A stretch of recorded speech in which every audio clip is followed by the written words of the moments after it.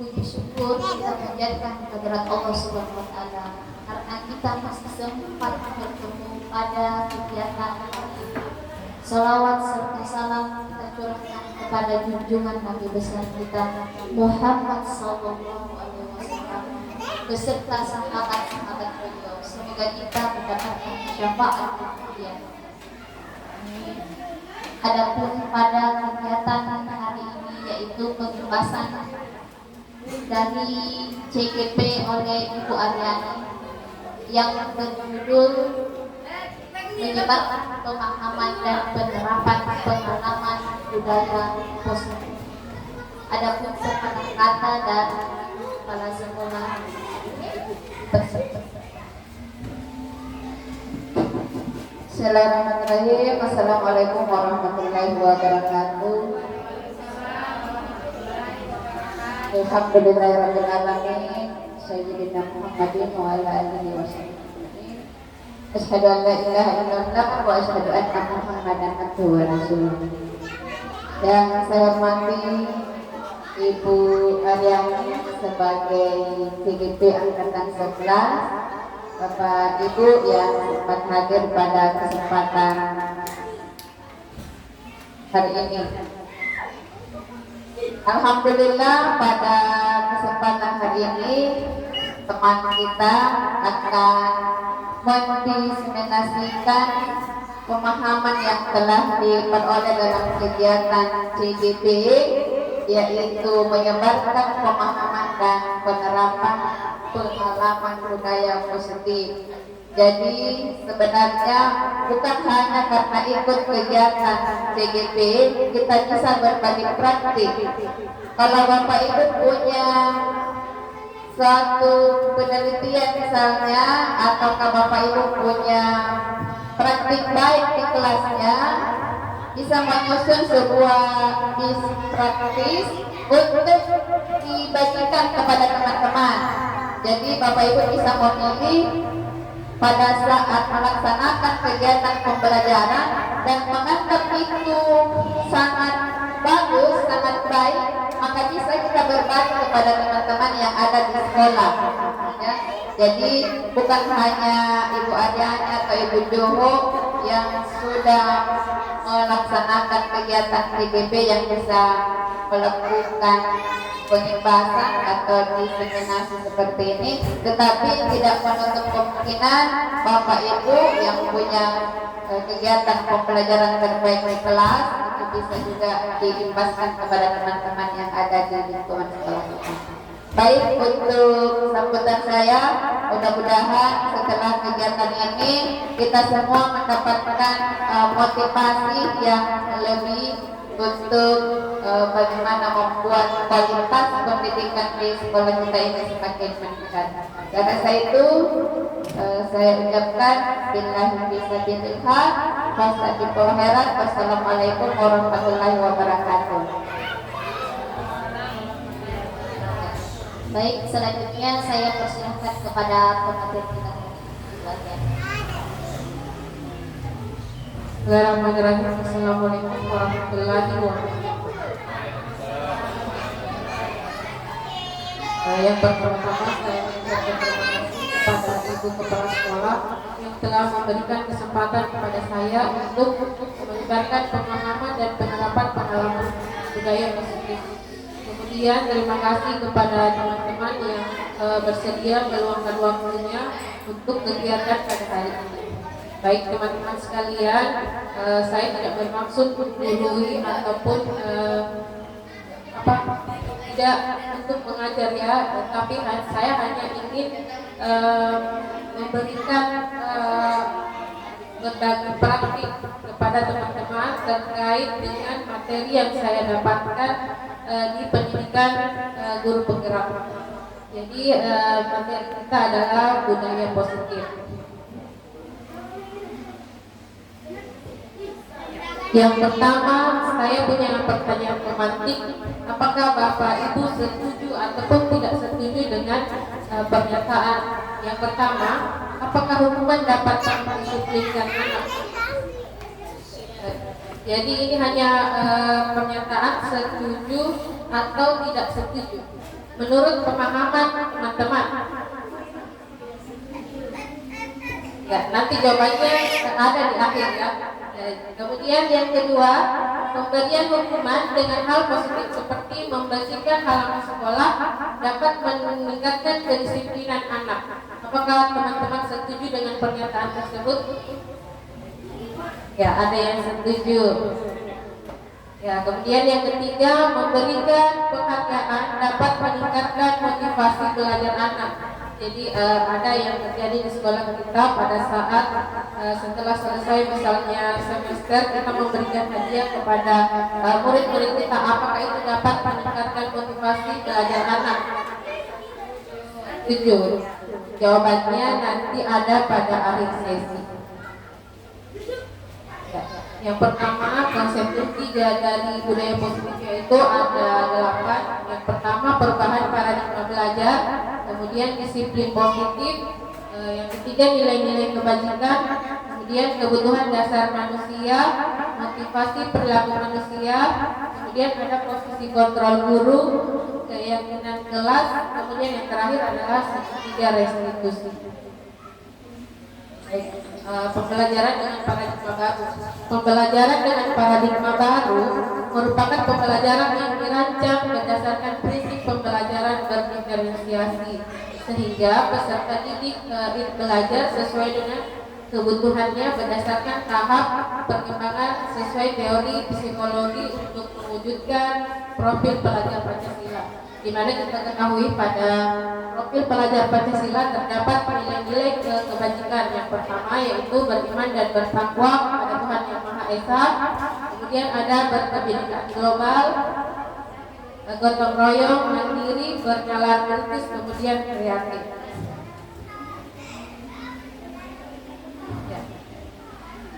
Ini ada pertanyaan apakah yang terbersih dalam benak Bapak Ibu ketika mendengar kata disiplin? Yang terbersih di dalam benak kita ketika mendengar kata disiplin. Ya, Ibu kepala sekolah menjawab teratur. Mungkin teman yang lain ya tepat waktu, tepat Tuhan. Ya betul sekali. Kita lihat. Jadi disiplin positif, disiplin sendiri berasal dari kata Latin yaitu disiplina yang artinya belajar. Jadi kata disiplin ini mengacu pada disiplin diri sehingga murid itu memiliki tanggung jawab terhadap apa yang dilakukannya berdasarkan nilai yang telah diyakini. Disiplin positif sendiri merupakan salah satu cara penerapan disiplin yang bertujuan untuk menumbuhkan kesadaran serta memberdayakan peserta didik tanpa dia berharap adanya penghargaan, kemudian ancaman ataupun hukuman. Itu yang dinamakan dengan disiplin positif. Di mana sebagai pendidik tujuan kita adalah menciptakan peserta didik yang memiliki disiplin diri sehingga mereka berperilaku mengacu pada nilai-nilai kebajikan. Jadi kita bertujuan untuk mengarahkan anak-anak untuk dapat menerapkan disiplin diri itu berdasarkan nilai-nilai yang mereka yakini. Ya, ada nilai-nilai kebajikan. Yang pertama yaitu nilai-nilai kebajikan yang seperti saya sebutkan sebelumnya. Profil pelajar Pancasila itu ada nilai kebajikan yang terdapat di dalamnya yaitu beriman dan bertakwa, berakhlak mulia, mandiri, bernalar kritis, berkebinekaan global, gotong royong dan kreatif. Kemudian di keterampilan hidup itu dapat dipercaya nilai kebajikannya lurus hati, pendengar yang aktif, kemudian tidak merendahkan orang lain dan memberikan yang terbaik dari diri kita. Ya, kemudian ada di 180 primary years program ada nilai kebajikannya yaitu toleransi, rasa hormat, integritas, mandiri, menghargai, empati, kreatif, kerjasama, percaya diri dan komitmen. Nah, jadi nilai-nilai ini yang diyakini sehingga dapat menyebutkan disiplin positif di dalam diri setiap anak. Saya punya satu contoh ketika ada peraturan untuk menggunakan helm pada saat sekarang, kita nilai kebajikan yang bisa diambil dari peraturan tersebut seperti apa? dan keselamatan. Mungkin ada yang lain? Ya, memenuhi peraturan harus berarti disiplin. Ya. Kemudian sebagai contoh lagi pada anak-anak, misalnya kita memberikan peraturan kembali pada tempatnya. Mungkin nilai-nilai kebajikannya itu seperti apa? Ya, bertanggung jawab. Ya, betul sekali, bertanggung jawab. Jadi setiap peraturan yang kita susun bersama itu mempunyai nilai-nilai kebajikan. Jadi nilai ini yang kita tanamkan kepada diri setiap siswa. Kemudian selanjutnya kebutuhan dasar manusia. Kebutuhan dasar manusia adalah segala sesuatu yang kita lakukan untuk mendapatkan apa yang kita inginkan, atau seluruh tindakan yang kita lakukan yang memiliki tujuan tertentu, dan semua usaha terbaik yang kita lakukan dalam rangka untuk memenuhi kebutuhan dasar kita. Jadi ketika kebutuhan dasar ini tidak terpenuhi, maka biasanya muncul suatu masalah seperti itu. Ya, untuk kebutuhan dasar menurut teori itu terdiri atas 5. Yang pertama, kebutuhan bertahan hidup, meliputi kebutuhan akan makanan, pakaian, tempat tinggal, keamanan, kesehatan. Kemudian yang kedua, kasih sayang dan rasa diterima, yang meliputi rasa diterima, dipedulikan, berbagi, kerjasama, menjadi bagian dalam kelompok. Kemudian kebutuhan dasar yang ketiga yaitu penguasaan, di mana meliputi harga diri, keinginan untuk dianggap, memimpin, berprestasi, diakui dan didengar. Kemudian ada kebutuhan dasar selanjutnya yaitu kebebasan, yaitu mandiri, memiliki pilihan, mencoba hal baru, kemudian mampu mengendalikan arah dirinya. Kemudian yang terakhir ada kebutuhan dasar kesenangan, yaitu bermain, humor, antusiasme, dan ketawa. Itu hanya contoh. Kemudian ada motivasi perilaku manusia. Manusia memiliki 2 motivasi, yaitu motivasi intrinsik atau motivasi yang berasal dari dalam dirinya. Kemudian yang kedua yaitu motivasi ekstrinsik yang berasal dari luar. Adapun motivasi intrinsik adalah motivasi yang berasal dari diri, yaitu untuk menjadi orang yang mereka inginkan dan menghargai diri sendiri dengan nilai-nilai yang mereka percaya. Kemudian motivasi intrinsik itu berasal dari luar, seperti tadi ada motivasi berupa ketika dia mendapat pekerjaan, itu motivasi dari luar. Kemudian dia mendapatkan hukuman, seperti itu. Apa perbedaan antara hukuman dan konsekuensi? Untuk lebih jelasnya kita lihat perbedaan antara hukuman dan konsekuensi. Hukuman sesuatu yang menyakitkan yang harus terjadi. Jadi biasanya hukuman ini adalah dia biasanya bersifat negatif. Kemudian membuat anak sakit baik itu berupa fisik maupun hati dalam jangka waktu panjang. Kemudian anak akan membenci kedisiplinan. Selanjutnya mendorong anak menyakiti diri sendiri. Kemudian hukuman ini menjadi konsep diri yang buruk, jadi akan tertanam di dalam diri siswa. Kemudian anak belajar untuk menyembunyikan kesalahan karena takut akan sebuah hukuman. Kemudian anak akan merasa bersalah, ada rasa malu, dipermalukan, dan merasa tidak dihargai. Kemudian konsekuensi yaitu membuat anak ada rasa tidak nyaman, tetapi dia dalam jangka waktu yang pendek. Kemudian anak akan menghargai disiplin. Kemudian mendorong anak agar mudah menyesuaikan diri. Jadi konsekuensi ini dia merupakan konsep diri yang baik. Kemudian anak akan belajar untuk mematuhi peraturan. Kemudian untuk selanjutnya konsekuensi kehilangan hak, kemudian dibuat tidak nyaman, diasingkan untuk sementara. Jadi perbedaan antara hukuman dan konsekuensi ini terletak pada sifatnya, ada yang bersifat hukuman ini bersifat dia akan bersifat dalam jangka waktu panjang, kemudian konsekuensi dia bersifat dalam jangka waktu yang pendek. Ya, kita lihat ada ilustrasi, apakah dia ini ilustrasi di atas apakah termasuk hukuman atau konsekuensi menurut Bapak Ibu. Yang pertama, mencatat 100 kali dalam buku, saya tidak akan terlambat lagi karena terlambat ke sekolah. Apakah ini merupakan ataupun konsekuensi menurut Bapak Ibu? Ya, ya. Nanti jawabannya ada. Kunci dulu jawabannya. Ada yang menjawab hukuman, ada yang menjawab konsekuensi. Ya. Kemudian yang kedua, lari mengelilingi lapangan basket 2 kali karena terlambat hadir. Ya, hukuman.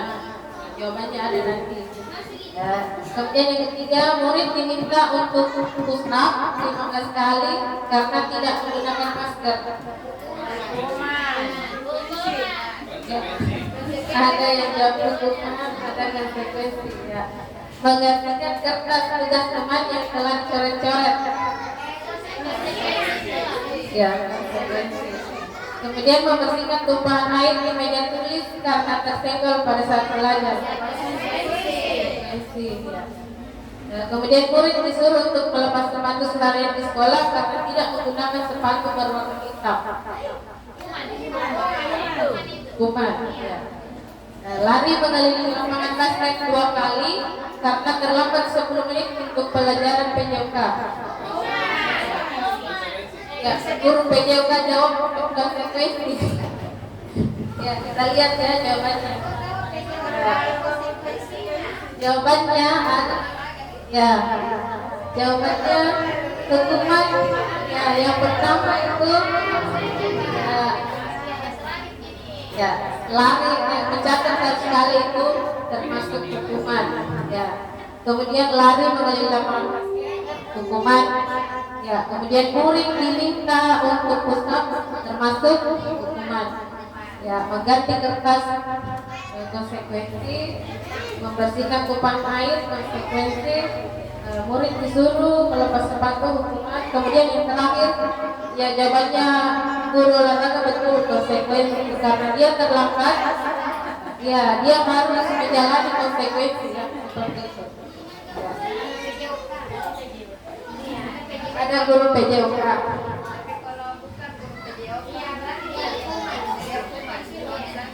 Ya.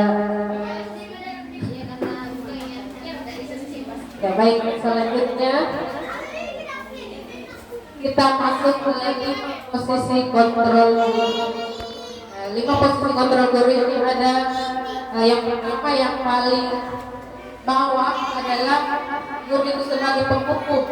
Jadi pada posisi ini guru biasanya nadanya dia lebih keras, kemudian biasanya dengan mata melotot seperti itu ketika dia menjadi seorang pemukul. Kemudian posisi selanjutnya, posisi yang di atas ada pembuat rasa bersalah. Pada posisi ini guru biasanya tidak lagi dengan suara yang keras, tapi dia dengan nada datar, tetapi dia menyakitkan. Ya, seperti itu. Jadi siswa pada posisi siswa itu akan merasa paling tersakiti. Kemudian siswa akan merasa bahwa dia tidak percaya diri lagi seperti itu. Kemudian posisi yang ketiga ada posisi teman. Pada posisi ini seorang guru memposisikan dirinya seperti temannya. Jadi di posisi ini guru itu siswa akan merasa bahwa dia memiliki teman pada gurunya, tapi di posisi ini siswa cenderung menurut dianggapnya sebagai teman. Jadi ada negatifnya, positifnya pada posisi teman ini. Kemudian posisi selanjutnya posisi pemantau. Di posisi pemantau seorang guru tidak lagi memberikan hukuman, tapi dia hanya sebagai pemantau. Jadi dia memantau kegiatan aktivitas siswa, misalnya dalam menjalankan konsekuensi dia hanya memantau seperti itu. Kemudian posisi yang paling atas adalah posisi manajer. Di posisi ini adalah posisi yang ideal yang sekiranya bisa diterapkan oleh teman-teman sekalian dalam menghadapi masalah terkait dengan aktivitas siswa di sekolah kita. Jadi pada posisi manajer ini guru bertindak bukan lagi sebagai penghukum, bukan lagi sebagai pembuat bersalah, tetapi guru memvalidasi tindakan yang salah dari murid kita. Kemudian guru menanyakan keyakinan kepada diri seorang siswa, apa yang telah mereka lakukan, apa yang harus diyakini. Jadi siswa sendiri menemukan mencari solusi dari permasalahannya. Ya, kita lihat contoh penerapan 5 posisi kontrol guru. Ya, kasus murid tidak memakai atribut lengkap atau cara bendera. Posisi penghukum biasanya seorang guru itu akan memberikan hukuman, yaitu berupa disuruh hormat pada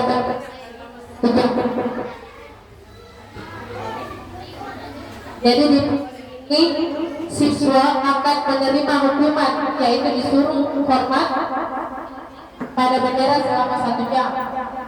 Kemudian di posisi selanjutnya membuat rasa bersalah. Ada kata-kata yang biasanya diucapkan oleh guru, berapa kali ibu harus memberitahu kamu selalu saja mengecewakan ibu. Jadi di posisi ini anak akan merasa bersalah. Kemudian selanjutnya di posisi teman, biasanya kata-kata yang diucapkan oleh seorang guru itu, ayo dong ikuti peraturan sekolah, atau tolong bantu ibu ya sekali ini. Ya sudah, tidak apa-apa, jadi seperti itu. Kemudian posisi pemantau, kamu sudah melanggar peraturan sekolah, kamu tahu konsekuensinya. Jadi nadanya datar, tidak menghukum, tapi tidak juga berpihak kepada siswa. Setelah upacara, kamu beli atributnya, koperasi, dan jangan diulangi lagi. Kemudian yang terakhir adalah posisi manajer, posisi yang paling ideal. Jadi di posisi manajer ini, guru biasanya bertanya kepada siswa, apakah kamu tahu kesalahanmu? Jadi dia memvalidasi dulu tindakan siswa. Kemudian apa kira-kira yang dapat kamu lakukan untuk memperbaiki kesalahan? Jadi seorang guru itu memberikan kesempatan kepada siswa untuk menemukan solusi dari masalah. Ya, ada pertanyaan, pernyataan. Siapa yang mengatakan saya kecewa sekali dengan kamu? Posisi guru. Ya, posisinya guru. Ya, membuat merasa bersalah. Kamu tidak pernah benar melakukannya.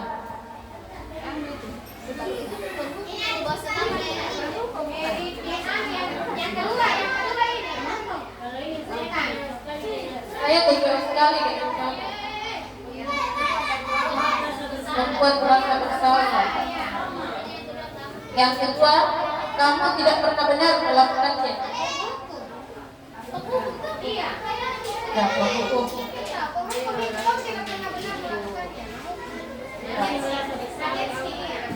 Ayolah, lakukan demi ibu. Apakah kamu mau mendapatkan stiker bintang hari ini?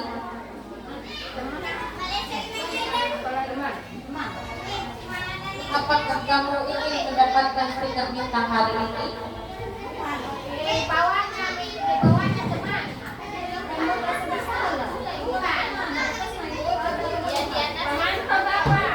Posisi guru yang paling bawah itu penghukum, membuat rasa bersalah, kemudian menang, kemudian pemantau, kemudian manajer. Apakah kamu mau mendapatkan stiker bintang hari ini? Bagaimana kamu menyelesaikan masalah ini?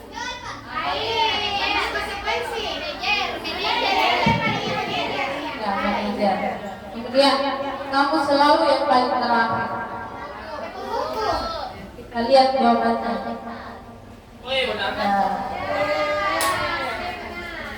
Jadi yang pertama itu betul, dia membuat merasa bersalah. Jadi membuat anak merasa bersalah terhadap kelakuannya. Kemudian yang kedua ada posisi tertentu. Kemudian yang ketiga teman. Keempat pemantau, kelima manajer. Kemudian yang terakhir adalah Kembali ke slide awal. Tanya kembali. Ada yang tahu kira-kira? dan selanjutnya keyakinan kelas. Mengapa keyakinan kelas bukan peraturan kelas? Mungkin ada teman-teman yang ingin berpendapat. Menurut saya kalau keyakinan kelas itu siswa sendiri yang membuat, jadi dia tahu konsekuensinya. Kalau peraturan kelas, guru yang misalnya membuat peraturan, siswa yang harus mematuhi. Jadi berbeda antara keyakinan kelas dengan peraturan kelas. Ya, terima kasih. Masih ada? Ya. Ya, kita lihat selanjutnya. Ya, ada lingkarannya. Di yang lingkaran paling tengah, yang paling bawah itu ada peraturan kelas. Jadi peraturan kelas itu dibuat, tapi dia belum dalam bahasa yang positif. Misalnya, jangan membuang sampah di sembarang tempat.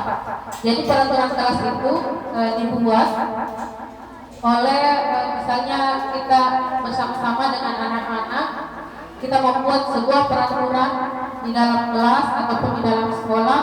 Kemudian dari peraturan ini, setelah dirubah menjadi makna yang positif, dari tadi tidak membuang sampah di sembarang tempat, kita bisa mengambil bahasa yang lebih positif, misalnya membuang sampah di tempat sampah seperti itu.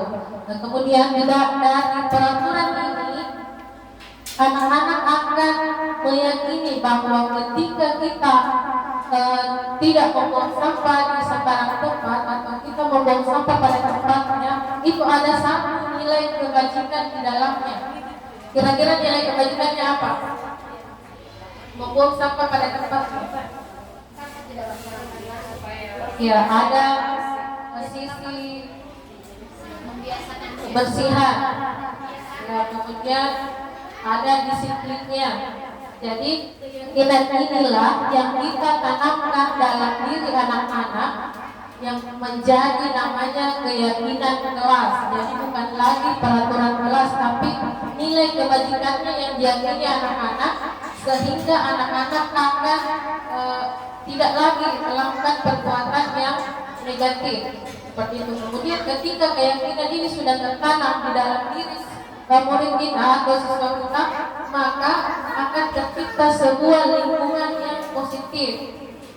Jadi tidak ada lagi kegiatan pelanggaran di dalamnya, karena mereka sudah meyakini bahwa ada nilai kebajikan yang terdapat di dalamnya. Kemudian setelah tercipta lingkungan positif, maka akan terbentuk sebuah budaya. Jadi sudah menjadi budaya dan mendarah daging di dalam diri siswa, hingga tercipta budaya positif ketika ini akan berlangsung secara terus-menerus. Selanjutnya, pembentukan keyakinan kelas itu bersifat abstrak, kemudian berupa pernyataan yang universal, dibuat dalam pernyataan positif, kemudian sedikit saja agar mudah diingat. Jadi peraturan itu sekiranya dibuat sedikit saja, kemudian sesuai dengan kondisi kelas dan sekolah sehingga mudah diterapkan. Kemudian semua warga sekolah dilibatkan ketika pembuatan keyakinan kelas. Jadi bukan hanya guru, tapi siswa juga dilibatkan dalam pembuatan keyakinan kelas.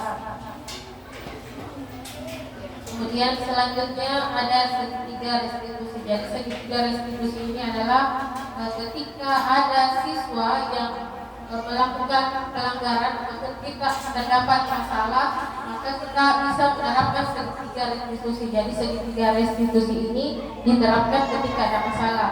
Tidak ada masalah yang tidak diterapkan.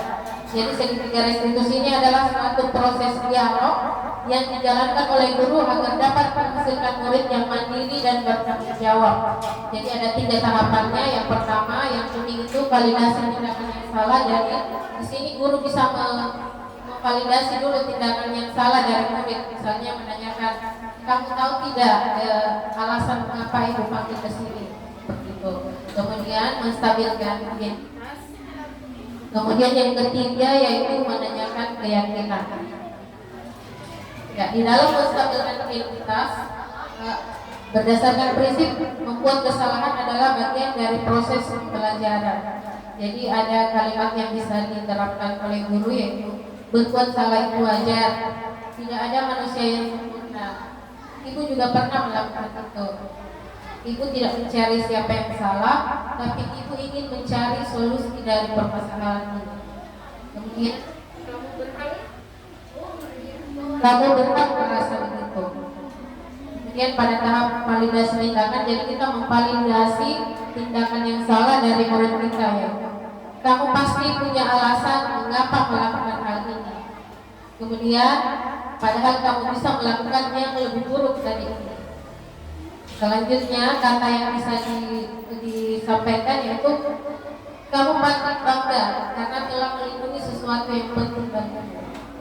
Kemudian kamu melakukannya karena mempertahankan sesuatu yang penting bagimu. Jadi pada tahap ini kita memvalidasi atau menanyakan kepada anak terkait dengan tindakan alasan mereka mengapa melakukan hal tersebut. Kemudian yang terakhir yaitu menanyakan keyakinan. Pada tahap ini guru biasanya menanyakan terkait dengan keyakinan kelas yang sudah dibuat. Yaitu apa keyakinan kelas kita? Kemudian nilai-nilai apa yang telah disepakati bersama? Seperti apa gambaran kelas yang ideal menurut kamu? Kemudian kamu ingin menjadi orang yang seperti apa? Jadi pada tahap ini guru menanyakan keyakinan kepada siswa. Ya, terima kasih atas partisipasi teman-teman sekalian terkait dengan materi tadi mengenai budaya positif. Saya kembalikan ke moderator.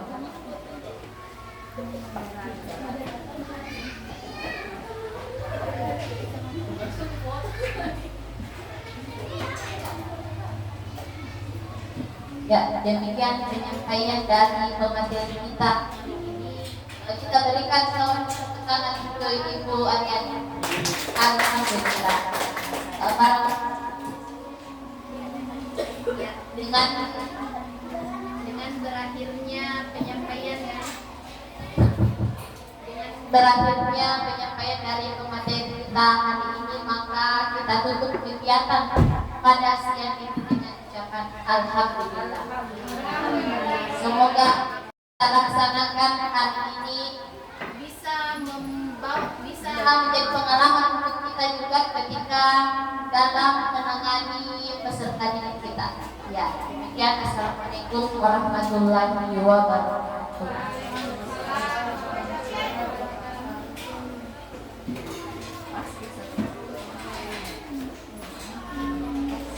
Hari ini saya menganggap bahwa pemberian hadiah ini bisa memberikan perubahan pada perilaku peserta didik, memberikan pujian, memberikan penguatan di kelas seperti tepuk tangan pada saat menjawab, memberikan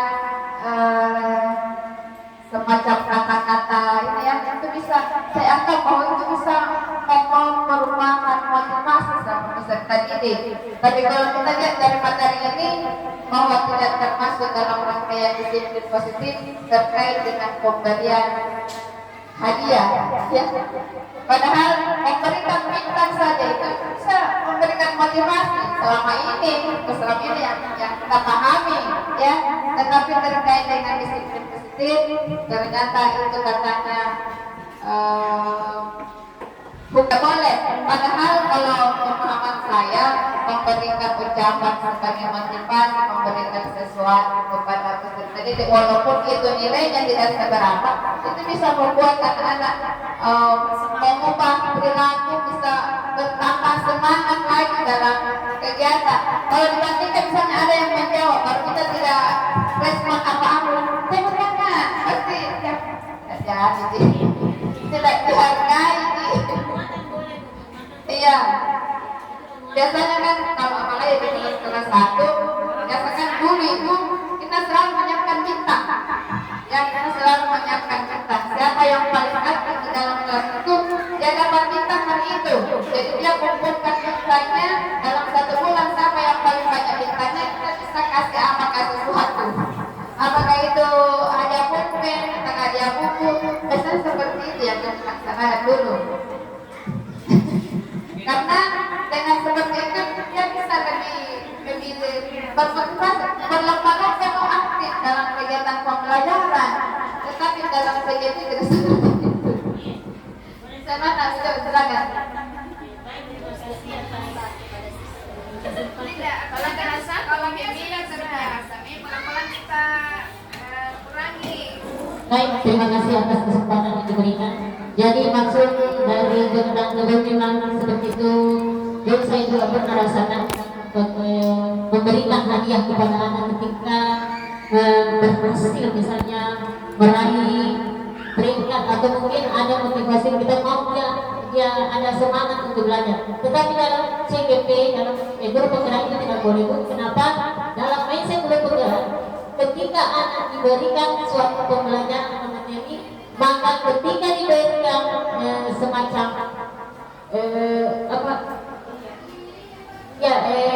dia mau diberi hadiah, maka yang dia pikirkan adalah hadiahnya, bukan kemauan untuk mengetahui pembelajaran sebenarnya. Jadi tidak ada manfaat yang dia peroleh, tetapi yang dia cari itu hanya bagaimana bisa memperoleh itu, berbagai cara dia bisa lakukan, bukan isi dari materi itu yang penting untuk yang dia butuhkan untuk kehidupannya. Seperti itu yang dimaksud dalam guru atau mungkin keluarganya bisa. Yang saya tambahkan sedikit, jadi pemberian hadiah itu bagi murid yang saya dapatkan, saya juga mendapatkan yang selama ini persepsi saya salah terkait dengan pemberian hadiah atau reward. Jadi pemberian hadiah ini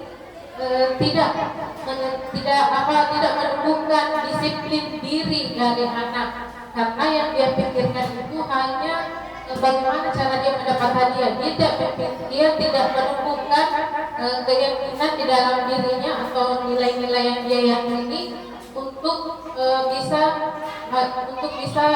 bukan hadiahnya sebenarnya yang dikejar, tapi nilai kebajikan dari sesuatu yang misalnya diperintahkan ketika mengerjakan sesuatu, ada nilai kebajikan yang di dalamnya. Jadi yang itu yang harus dihilangkan. Jadi keinginan anak untuk semata-mata mendapatkan hadiah itu yang ingin dihilangkan. Tetapi yang harus ditumbuhkan, ditanamkan adalah nilai kebajikan apa ketika diperintahkan sesuatu, nilai kebajikannya itu yang harus ditanamkan di dalam diri anak, bukan hadiahnya seperti itu. Bukan reward, hukuman ataupun ancaman seperti itu.